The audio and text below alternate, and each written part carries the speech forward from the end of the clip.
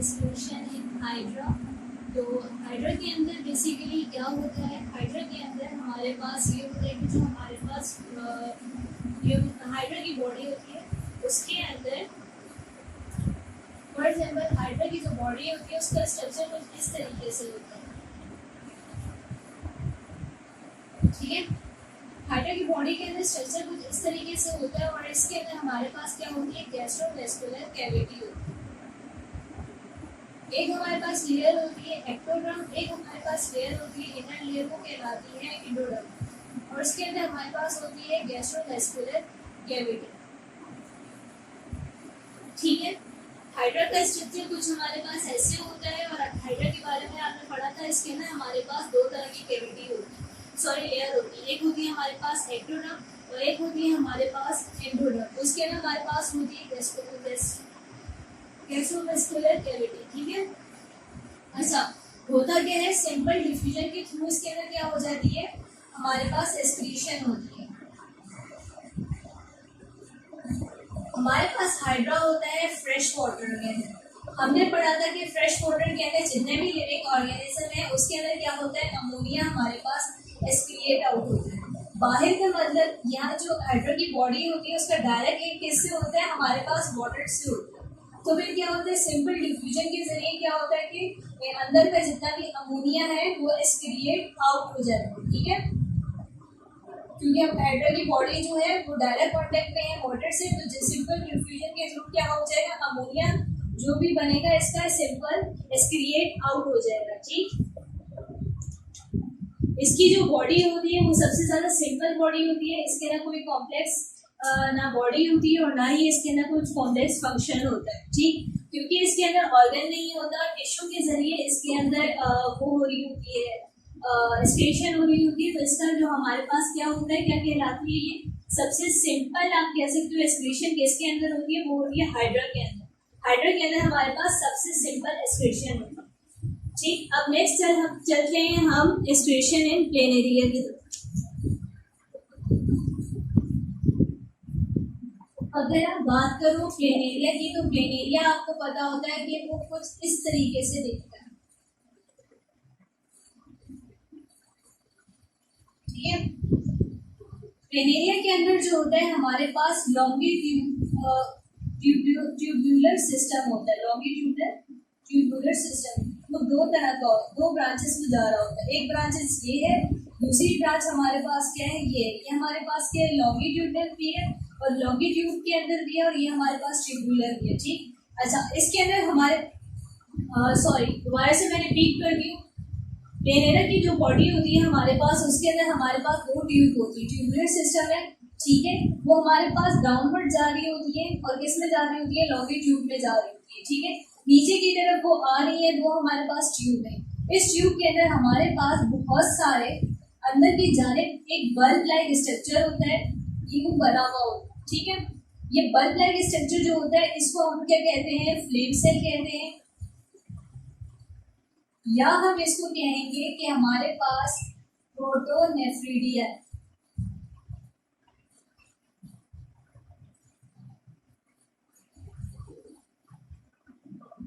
सही है।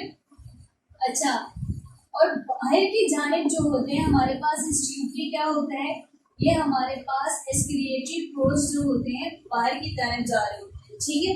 दोबारा से मैं रिपीट कर दूं कि हमारे पास जो प्लेन एरिया की हमारे पास जो बॉडी होती है उसके अंदर क्या होता है, हमारे पास फ्लेम सेल होते हैं। फ्लेम सेल जो होते हैं उसको प्रोटोनेफ्रिडिया भी कहते हैं।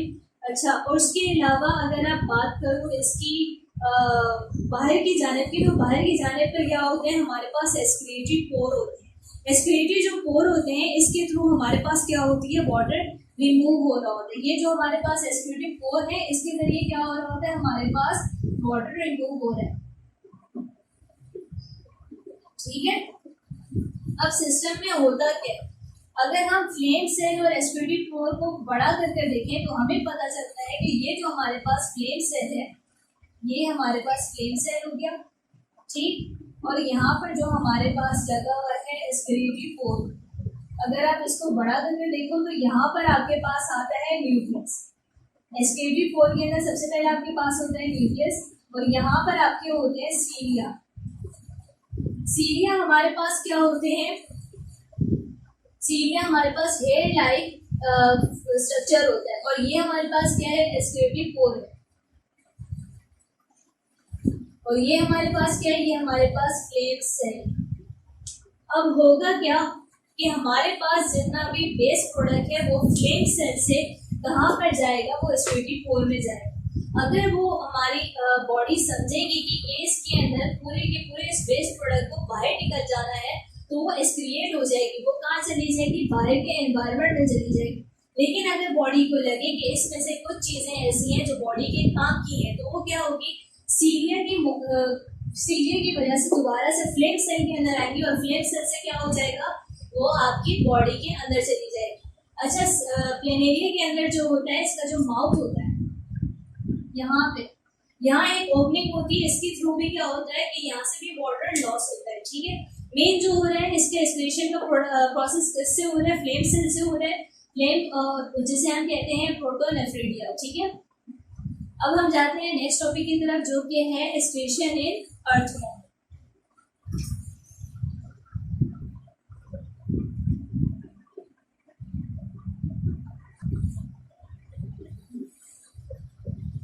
एक्सक्रीशन इन अर्थवॉर्म की अगर हम बात करें तो हमें पता है कि अर्थवॉर्म की जो बॉडी होती है वो सेगमेंटेड बॉडी होती है। ठीक, इसके अंदर हमारे पास जो होते हैं डिफरेंट सेगमेंट होते हैं, और हर सेगमेंट के अंदर हमारे पास रेस्पिरेटरी ऑर्गन मौजूद होते हैं। इसके अंदर क्या होता है? बेसिकली इसके अंदर एक ब्लेडर होगा, यहाँ पर ऑर्गन होता है। ठीक है, जिसे हम क्या कहते हैं? ब्लेडर ही कहते हैं। ठीक, ये ओपन हो रहता है हमारे पास नेक्स्ट सेगमेंट के अंदर, और यहाँ पर जाकर ये क्या करता है?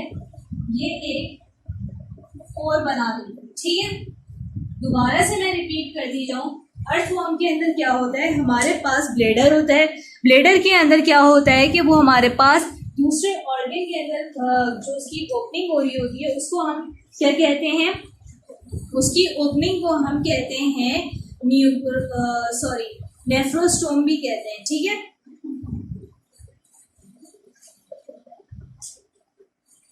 और ये जो होती है यहाँ पर हेड लाइक एक्सटेंशन होती है, जिसे हम क्या कहते हैं? सीलिया कहते हैं। ठीक, और ये हमारे पास क्या कहलाता है? ब्लेडर कहलाता है। ठीक है, ब्लेडर का बेसिकली हमारे पास फंक्शन क्या है? ब्लेडर क्या करता है? हमारे पास स्टोर कर लेता है हमारे पास यूरिन। ठीक है, और अगर हम इस ब्लेडर की बात करें, ये हमारे पास बाहर की जानिब ओपन हो रहा होता है, और इस ओपनिंग को हम क्या कहते हैं? नेफ्रिडियोपोर। इसके जरिए क्या होता है? एक्सक्रिएट हो जाता है जो भी हमारे पास अर्थवॉर्म का बेस प्रोडक्ट होता है। ठीक है, जो हमारे पास इसकी कैविटी होती है, इसके अंदर हमारे पास जो फ्लूइड कहलाता है वो कहलाता है सिलोमिक फ्लूइड।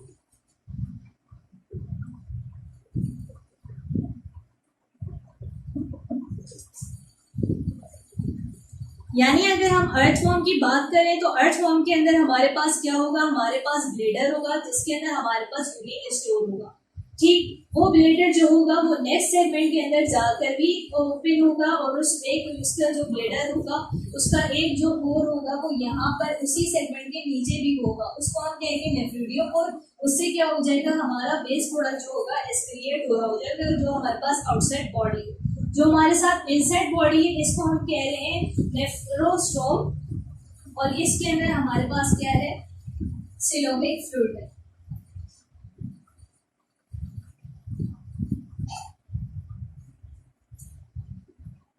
सही।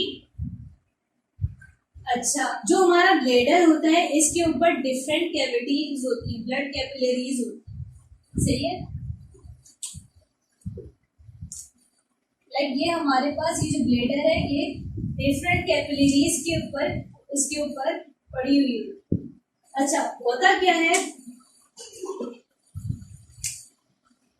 कि जो हमारा ब्लेडर है इसके ऊपर दो हमारे पास, आप कह सकते हो कि यहाँ पर हमारे पास दो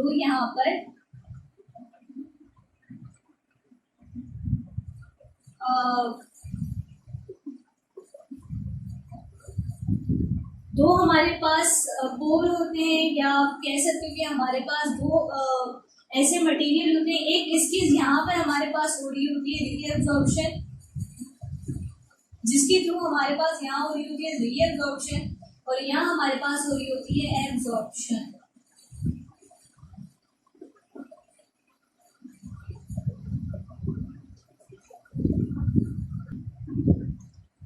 होता यूँ है कि हमारे पास जो अर्थ फॉर्म की बॉडी होती है उसके अंदर जो ब्लेडर होता है, ठीक है, ब्लेडर के अंदर हमारे पास जितना भी वेस्ट प्रोडक्ट यहाँ पर जा रहा होता है, कहाँ पे जा रहा होता है, नेफ्रेडियोपोर के पास जा रहा होता है।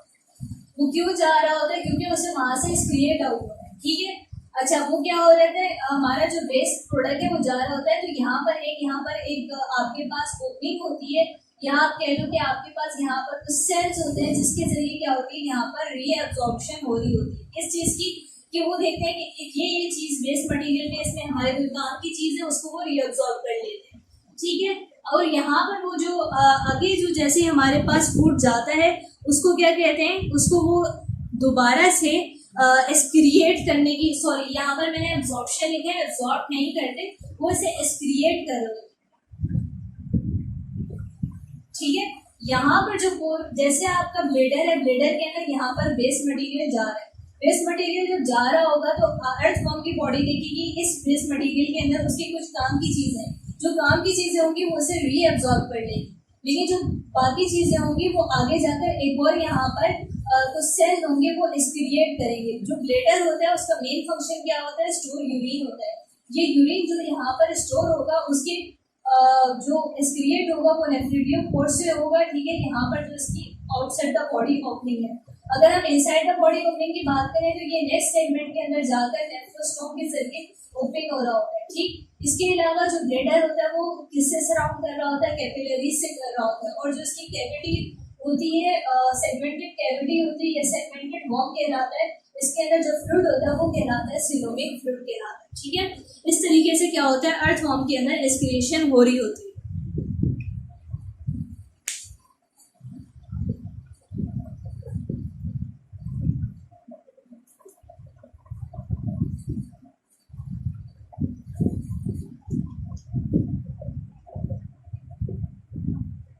नेक्स्ट है हमारे पास एक्सक्रीशन इन कॉकरोच।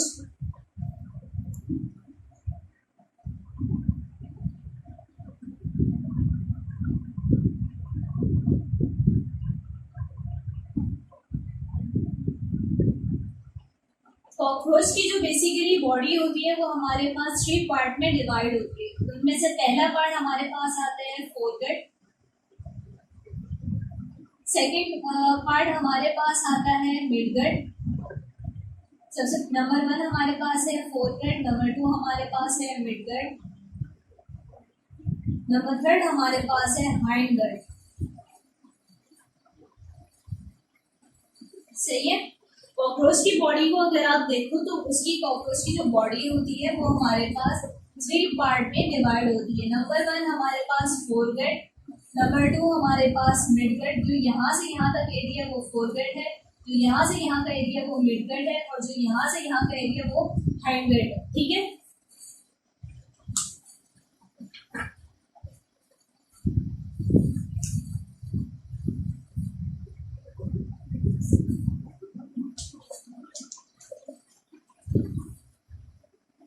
अगर आप इसको ज्यादा मतलब वो करो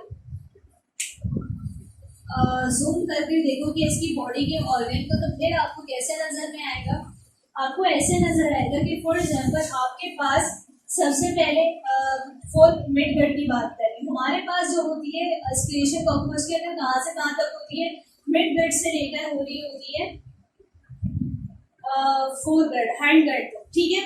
एस्पिरेशन हमारे पास कहाँ से कहाँ तक हो रही है, मिडगट से हाइंडगट तक हो रही है। ये कैसे हो रही होती है, फॉर एग्जांपल हमारा जो फोरगट है वो स्टार्ट होता है हमारे पास ऑसोफेगस से, सॉरी स्टमक से, स्टमक हुआ, स्टमक के बाद ये ट्यूब लाइक स्ट्रक्चर इसका आ जाता है,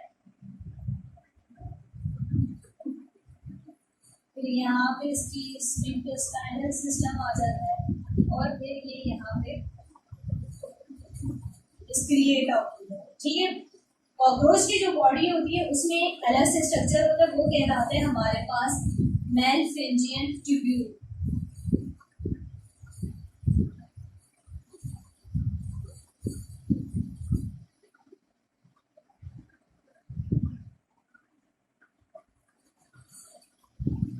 यहाँ से यहाँ का एरिया मैंने आपको जूम करके दिखाया तो कुछ इस तरीके से होता है इंटरनली। इंटरनली अगर आप बात करो तो इंटरनली इसका इस तरीके से कुछ हिस्सा होता है, लाइक यहाँ पर आपके पास फोरगेट की चीजें आ गई, यहाँ पर आपके पास मिडगट की आ गई, यहाँ पर आपके पास हाइंडगट की आ गई, ठीक है।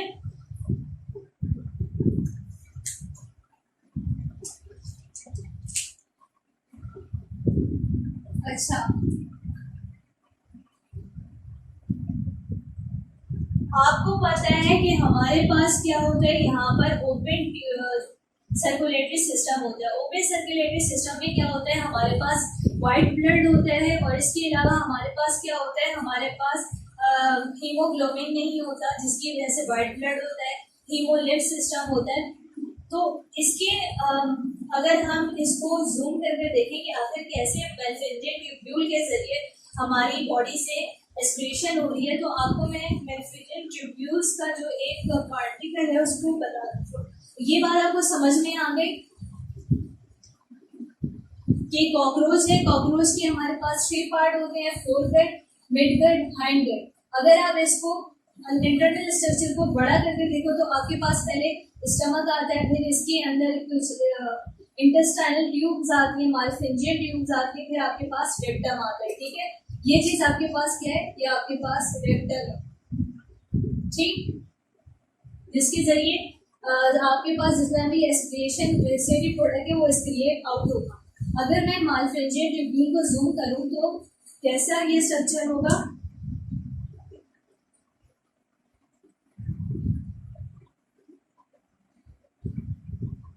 हमने बात की थी कि कॉकरोच के अंदर एस्पिरेशन किससे हो रही है, मेलफिंजियन ट्यूब्यूल से हो रही है।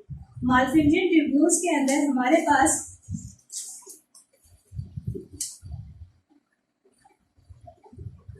इस तरह का स्ट्रक्चर होता है, इस तरह तरीके का। ये इसके सेल होते हैं, ये पूरे इसका स्ट्रक्चर होता है, और यहाँ पर क्या होता है इसका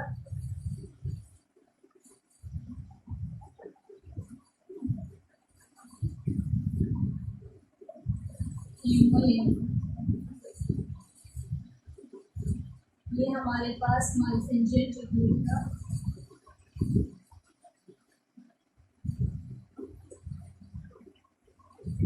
स्ट्रक्चर है।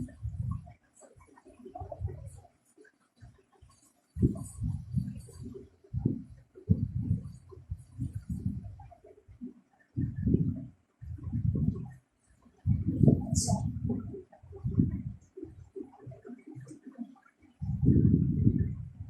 मेलफिंजियन ट्यूब्यूल्स को अगर आप जूम करके देखो तो वो कुछ इस तरीके से, ठीक, ये आपके पास इसका स्ट्रक्चर होता है। इसमें बेसिकली हमारे पास क्या होता है कि हमारे पास मेलफिंजियन ट्यूब्यूल्स के भी कुछ सेल्स होते हैं। वो सेल्स क्यों होते हैं, फॉर एग्जाम्पल हमारे मेलफिंजियन ट्यूब्यूल्स के ना वेस्ट प्रोडक्ट आया, वेस्ट प्रोडक्ट जो था हमारे पास उसके अंदर कुछ चीजें थी जो इम्पोर्टेंट थी कॉकरोच के लिए, तो क्या हो गई, वो रीअब्जॉर्ब हो गई यहाँ से इस सेल के अंदर, और इस सेल के थ्रू क्या हो जाएगा, हीमोलिम्फ सिस्टम के अंदर चली जाएगी। क्योंकि हमने क्या कहा था कि ओपन सर्कुलेटरी सिस्टम होता है, ओपन सर्कुलेटरी सिस्टम की वजह से क्या हो जाता है, सारा इसका जो प्रोडक्ट होगा वो दोबारा ब्लड ओपन सर्कुलेशन के सर्कुलेटरी सिस्टम के अंदर चला जाएगा, ठीक है। अच्छा, और ये हमारे पास जो होती है ब्लाइंड वेसल, इसको इसलिए कहते हैं क्योंकि ये एक एंड से जो होती है बंद होती है, ठीक है। अगर ये हमारे पास खुली होती तो हमें सिर्फ ब्लाइंड, अगर आप क्या कहते हो इसके अंदर, इसको ब्लाइंड आप कभी भी नहीं कहोगे, कभी भी ब्लाइंड वेसल्स नहीं कहोगे, ठीक है। अच्छा, यहाँ पर ये होता है कि मेलफिंजियन ट्यूब्यूल्स होती हैं, यहाँ पर कुछ हमारे पास सेल्स होते हैं जिसके अंदर कुछ वो जो वेस्ट मटेरियल होते हैं रीअब्सॉर्ब होने तो हो जाते हैं। उसके बाद जितना भी वेस्ट मटेरियल होता है वो रेक्टम की तरफ आता है, रेक्टम के अंदर क्या होता है, थोड़ी देर के लिए स्टोर होता है, स्टोर होने के बाद क्या होता है कि वो कंसंट्रेटेड अमाउंट के अंदर हमारे पास यूरिक एसिड जो होता है वो एक्सक्रिएट आउट होता है, ठीक है। जितना भी पानी होता है उससे रीअब्सॉर्ब हो जाता है। इस तरीके से क्या होता है, एक्सक्रीशन हो जाती है कॉकरोच के अंदर।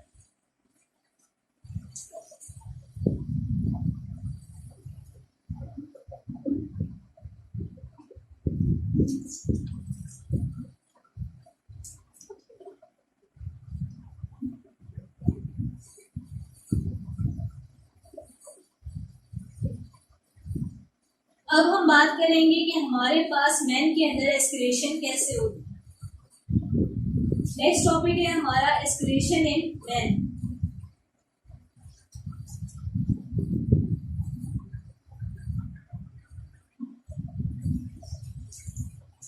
मैन के अंदर जो होता है हमारे पास कॉम्प्लेक्स सिस्टम होता है। ये कॉम्प्लेक्स सिस्टम कैसे होता है, क्योंकि इसके अंदर हमारे पास डिफरेंट ऑर्गन होते हैं। डिफरेंट ऑर्गन हमारे पास डिफरेंट फंक्शन परफॉर्म कर रहे होते हैं। लाइक अगर आप किडनी की बात करो तो किडनी के अंदर क्या होता है कि हमारे ऑस्मोरेगुलेशन का प्रोसेस भी हो रहा है, यानी वाटर और सॉल्यूट का बैलेंस भी हो रहा है, ठीक है। वाटर और सॉल्यूट का बैलेंस भी हो रहा है और इसके साथ एक्सक्रिएशन का प्रोसेस भी हो रहा है। मतलब आपकी बॉडी से जितना भी नाइट्रोजनियस वेस्ट है वो एक्सक्रिएट आउट भी हो रहा है। लाइक मैंने बात की थी केराटिन की, कि केराटिन भी हमारे पास एक होता है नाइट्रोजनियस वेस्ट होता है, वो किसके जरिए एक्सक्रिएट आउट होता है, वो किडनी के जरिए एक्सक्रिएट आउट होता है। अगर हम बात करें लिवर की, तो लिवर के अंदर एक्सक्रिएशन कैसे हो रही है, कि उसमें कुछ बाइल पिगमेंट्स होते हैं जो हमारे एक्सक्रिएट आउट हो रही है। अगर हम स्किन की बात करें तो स्किन के अंदर हमारे पास माइनस एक्सक्रिएशन होती है। लाइक आपको पसीना आता है, स्वेटिंग होती है, उसके नतीजे के अंदर जितनी भी एक्सक्रीशन होती है, यानी आप पर्सपायरेशन भी कह सकते हो, जो कि आपके पास रॉक के अंदर होती है, जिसके अंदर वो अपने मुंह से जबान निकाल देते हैं, ठीक है। अच्छा, उसके जरिए भी क्या वो कर रहे होते हैं, एक्सक्रीशन कर रहे होते हैं, ठीक है। अच्छा, ये 3 मेन ऑर्गन है जिसके अंदर मैन के अंदर जिसके जरिए हमारे पास एक्सक्रीशन हो रही होती है। सबसे पहले हम पढ़ेंगे लिवर के अंदर कि लिवर के वो कौन से फंक्शन है, वो कौन सी बात है लिवर के अंदर जिसके जरिए उसके अंदर एक्सक्रीशन हो रही है, थ्रू एक्सक्रीशन भी हो रही है और बाइल पिगमेंट्स जो है हमारी बॉडी से जो है एक्सक्रिएट आउट होती है, ठीक है।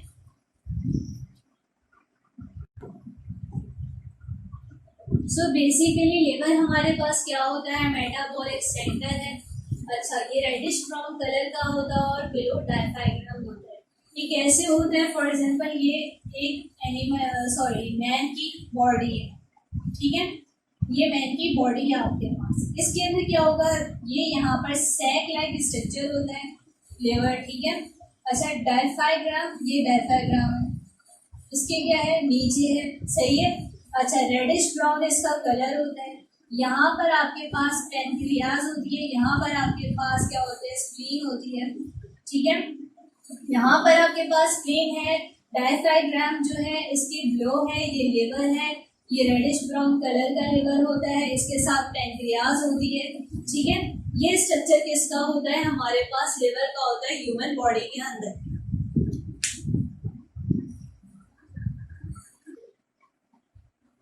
अगर हम बात करें इसकी के मेटाबॉलिज्म कैसे of carbohydrates and lipid, so basically liver जो है ये हमारे पास कर रहा है कि मेटाबॉलिज्म कर रहा है कार्बोहाइड्रेट का भी और मेटाबॉलिज्म हमारे पास कर रहा है लिपिड का भी, सही है।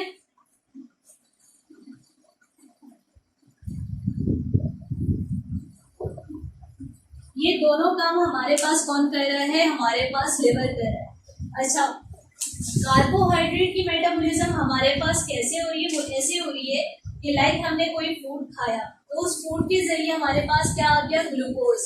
ग्लूकोज जो होगा हमारी बॉडी के अंदर अगर उसका लेवल ज्यादा हो जाता है या हमारी बॉडी के अंदर अगर हम लगातार फूड खाते रहे जिसमें ग्लूकोज ज्यादा हो तो हमारी बॉडी से क्या रिलीज होता है, इसका लेवल कंट्रोल करने के लिए इंसुलिन। इंसुलिन क्या कर देगा, ग्लूकोज को ग्लाइकोजन में कन्वर्ट कर देगा।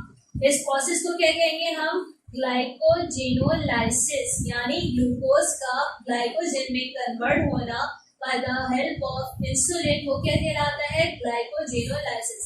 नंबर 1 पॉइंट आप देखिए कि हमने फूड खाया, फूड खाने से क्या हुआ, उसमें ग्लूकोज लेवल हमारी बॉडी का ज्यादा हो गया, वो कन्वर्ट हो गया ग्लाइकोजन के अंदर, प्रोसेस है ग्लाइकोजेनोलाइसिस, ठीक है। लेकिन अगर हमारी बॉडी के अंदर ग्लाइकोजन नहीं है, फिर क्या होगा, फिर अमाइनो एसिड जो होगा हमारी बॉडी में, जो हमने प्रोटीन से किया था, वो ग्लूकोज में कन्वर्ट हो जाएगा। इस प्रोसेस को क्या कहेंगे हम, ग्लाइकोनियोजेनेसिस। ठीक है। अच्छा, अगर हम बोलेंगे मेटाबॉलिज्म ऑफ लिपिड भी करता है, वो कैसे करता है लिवर, वो लिवर ऐसे करता है कि लिवर अपने अंदर स्टोर कर लेता है कुछ फैट्स को। नंबर 3 पॉइंट के अंदर आप देख रहे हैं कि लिवर ने क्या किया हुआ है, वो स्टोर किया है कुछ फैट्स को। वो फैट्स जो होते हैं हमारे पास, वो फैट्स जो है हमारे पास बॉडी के अंदर स्टोर होते हैं कुछ अरसे के लिए। फिर जैसे ही हमारी बॉडी को नीड होती है, किस चीज की नीड होती है, हमारी बॉडी को फैट्स की नीड होती है। फिर हमारी बॉडी से जो जैसे ही हमारी बॉडी का टेम्परेचर हमारी बॉडी का सिस्टम वीक होना स्टार्ट हो जाता है, तो उसे कहीं से फूड नहीं मिल रहा होता, कहीं से फैट्स नहीं मिल रहे होते, तो हमारी बॉडी में जितनी चीजें पड़ी होती हैं वो उनको रीयूज करना स्टार्ट हो जाती है। तो लाइक हमारे लिवर के अंदर स्टोर है फैट, तो फैट क्या करेगा, वो हमारे पास लिवर को क्या करेगा, लिपिड देना शुरू कर देगा। इस तरीके से क्या हो जाएगी, मेटाबॉलिज्म हो जाएगी लिपिड। नंबर 4 पॉइंट है सिंथेसाइज करेगा non essential amino acid. Amino acid हमारे पास कैसे होते हैं, दो तरह के होते हैं, एक तो होता है एसेंशियल, दूसरा होता है नॉन एसेंशियल। एसेंशियल वो होते हैं जो बॉडी जो होती है हमारे पास प्रोड्यूस नहीं कर सकती, प्रोवाइड नहीं कर सकती, हमें जो है वो फूड से लेने पड़ते हैं। और नॉन एसेंशियल क्या होते हैं, जो हमारे पास जो फूड के अंदर जो भी हम खा रहे होते हैं उसके अंदर मौजूद होते हैं। सही, जो भी आप खाना खा रहे हो तो उसमें नॉन एसेंशियल जो होते हैं अमाइनो एसिड वो मौजूद होते हैं। जबकि अगर आप सप्लीमेंट की बात करो, जो अलग से सप्लीमेंट आप ले रहे हो, उसको क्या कहेंगे आप, एसेंशियल अमाइनो एसिड कहेंगे। सही है। नंबर 1 पॉइंट हमारे पास था, फंक्शन क्या था लिवर का, वो मेटाबॉलिज्म करते हैं कार्बोहाइड्रेट और लिपिड, ये मैंने आपको समझा दिया। नेक्स्ट है हमारे पास deamination and urea formation. Deamination and urea formation, इसके अंदर बेसिकली हमारे पास क्या होता है, हमारे पास ये होता है, फॉर एग्जांपल ये हमारे पास किसका स्ट्रक्चर है, ये हमारे पास अमोनिया का स्ट्रक्चर। ठीक है। इसमें क्या होता है, इसमें अमोनिया का स्ट्रक्चर नहीं है, ये हमारे पास आपकी बुक के अंदर स्ट्रक्चर दिया गया है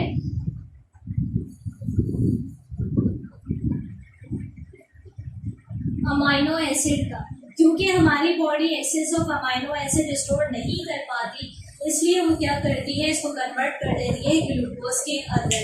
इसके लिए बहुत ज़रूरी है कि हमारे पास जो अमाइनो एसिड है वो हमारी बॉडी से रिमूव कर दिया जाए। अमोनिया हमारी बॉडी से रिमूव कर दिया जाए। अमोनिया हमारी बॉडी से क्यों रिमूव किया जाए, क्योंकि ये जो हमारे पास अमोनिया है NH3, ये बेसिकली क्या करता है, ये हमारे पास स्ट्रक्चर है अमाइनो एसिड का।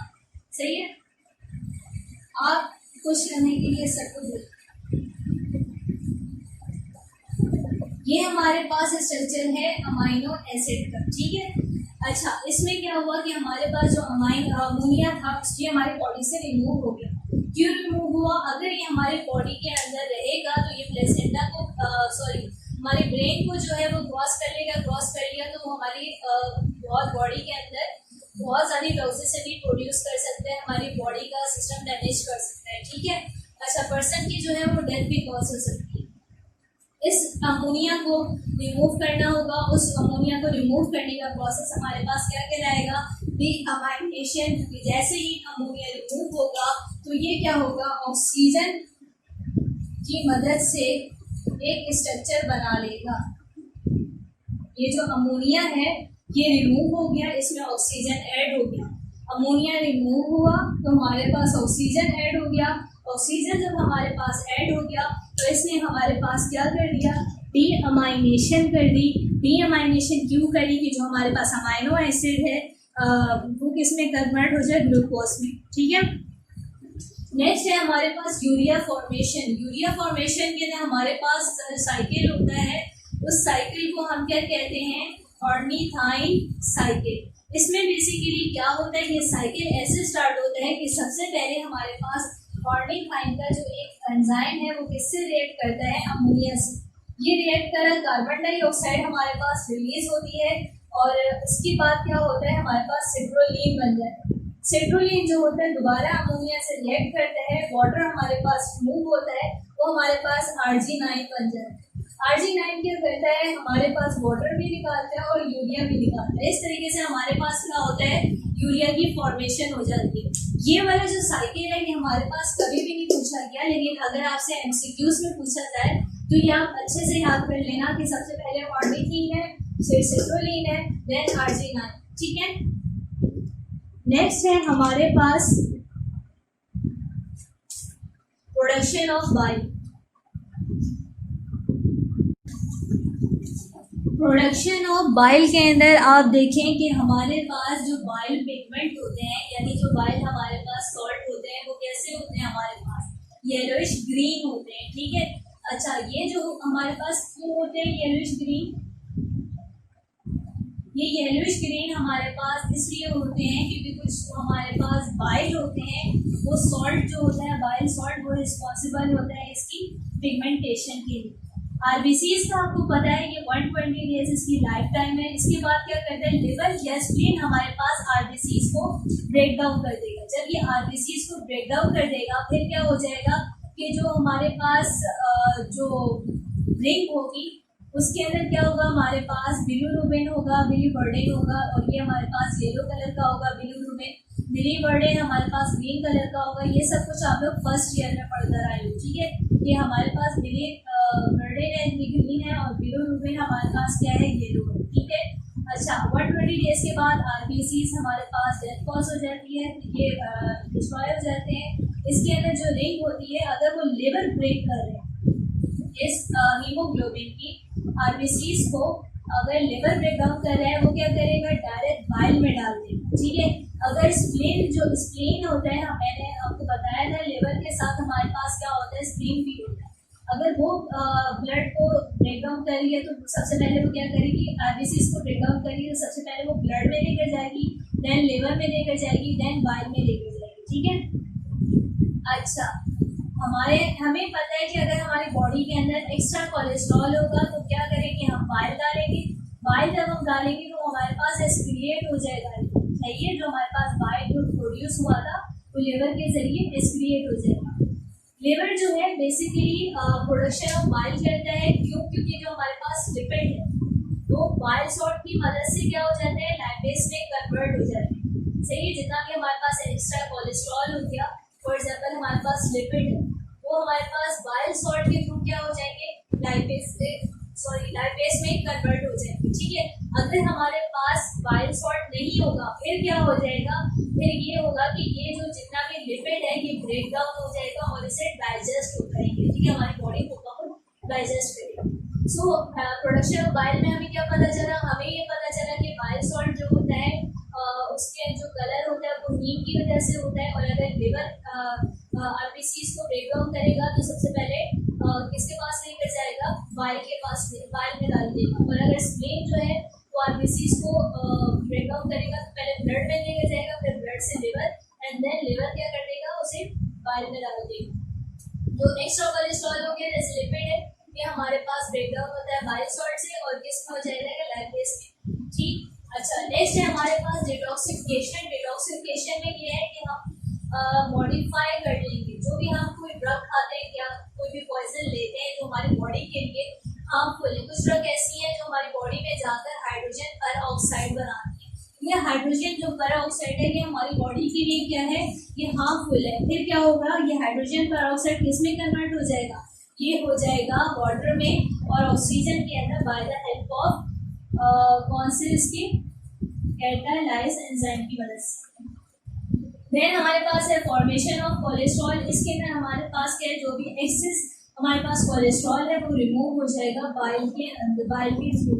और अगर हमारे पास कोई बॉडी के अंदर कोलेस्ट्रॉल बनना है, उसकी फॉर्मेशन होनी है, तो क्या होगा, हमारी बॉडी जो होगी वो क्या करेगी, सिंथेसाइज करेगी, फॉर्मेशन करेगी कोलेस्ट्रॉल की। ठीक है, अगर हमारी बॉडी में कोलेस्ट्रॉल ज़्यादा हो जाएगा तो वो किसके थ्रू निकलेगा, बाइल के जरिए निकलेगा, जो कि बाइल आपके अंदर कहाँ होता है, गाल ब्लैडर के अंदर आपके पास स्टोर होता है। ठीक है, नंबर 6 पॉइंट है थर्मोरेगुलेशन। थर्मोरेगुलेशन में यही है कि ब्लड सप्लाई होगा, मेटाबॉलिक रेट ज़्यादा होगा, जितना जितना ब्लड लेवल में ज़्यादा होगा उतना मेटाबॉलिक रेट भी ज़्यादा होगा। नंबर 7 है स्टोरेज ऑफ विटामिन। और हमारे पास जो लिवर है वो क्या स्टोर करता है, vitamin A, B and D. ठीक है, यहाँ तक हमारा ये टॉपिक कंप्लीट हो गया पूरा लिवर का। देन अब हम नेक्स्ट अपने टॉपिक के अंदर पढ़ेंगे किडनी। वो मैं आपको नेक्स्ट क्लास के अंदर बताऊंगी। यहाँ तक आपके पास जितनी भी चीज़ें इसे आप याद कर लेंगे, मोस्टली एग्जाम क्वेश्चन के अंदर आता है, तो इसको आप अच्छे से याद कर लीजिएगा, नोट्स अपने खोलिए और इसको साथ के साथ सब कुछ याद करते रहें। और बस आज की क्लास यहीं थी। Thank you class.